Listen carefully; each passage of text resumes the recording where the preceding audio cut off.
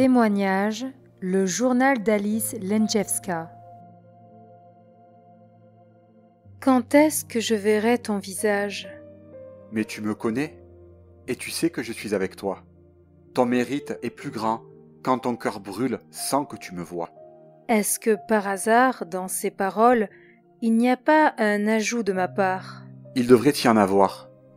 Tu devrais ressentir ce que moi je ressens, désirer ce que moi je désire, exprimer ce que moi j'exprime. Ton temps de prière avec moi est un temps sacré. Abandonne-y toi et ne pense pas à toi-même. Est-ce que tu ne sens pas que je tiens ton cœur dans mes mains, que je le nourris et le fais mouvoir? Ne te défends pas, qu'il soit malléable comme la cire qui fond au contact de mes doigts.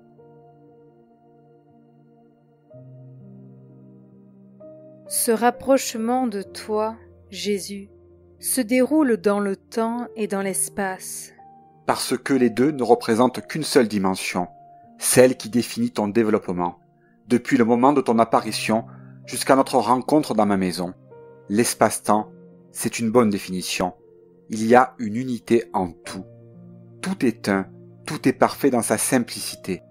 L'homme ne voit que des fragments séparés par le temps et l'espace. Ce sont les sens du corps qui le font percevoir ainsi.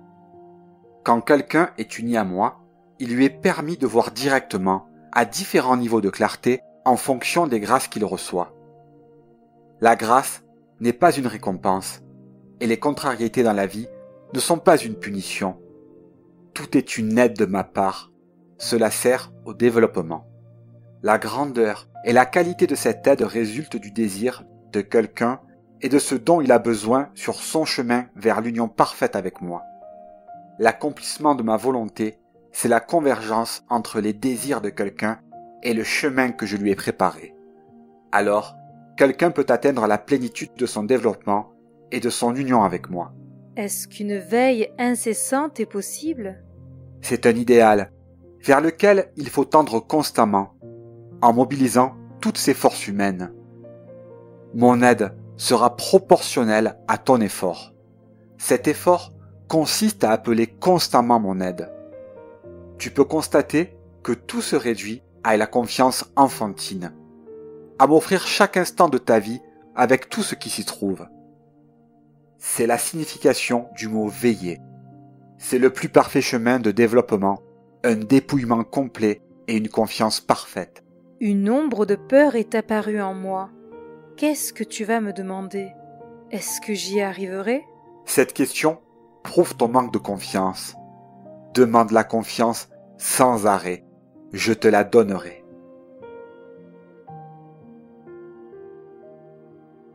Ce matin, tu me parlais. Je me souviens de très peu. Ce n'est pas grave.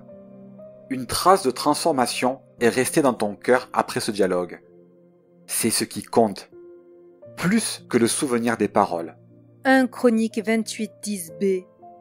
Considère maintenant que le Seigneur t'a choisi pour lui bâtir une maison comme un sanctuaire. Sois fort au travail, sois ferme et courageux au travail. Ne crains pas, ne t'effraie pas, car le Seigneur Dieu, mon Dieu, est avec toi. Il ne te délaissera pas, il ne t'abandonnera pas, jusqu'à ce que tu aies achevé tout le travail pour le service de la maison du Seigneur. Il s'agit du sanctuaire de ton âme. C'est ma maison. Construis-le dans ton quotidien, en te confiant sans cesse à ma protection. Les grandes choses s'appuient sur les petites.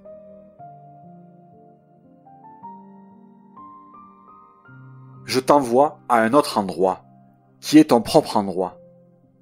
Tu iras là-bas, et tu y mûriras pour ta rencontre avec moi. Quel est mon aiguillon? Cette nostalgie vers moi qui ne te permet pas de trouver de satisfaction dans le monde, qui te force à rechercher. Quand tu t'es détourné de tout ce que donne le monde, alors je me suis tenu devant toi.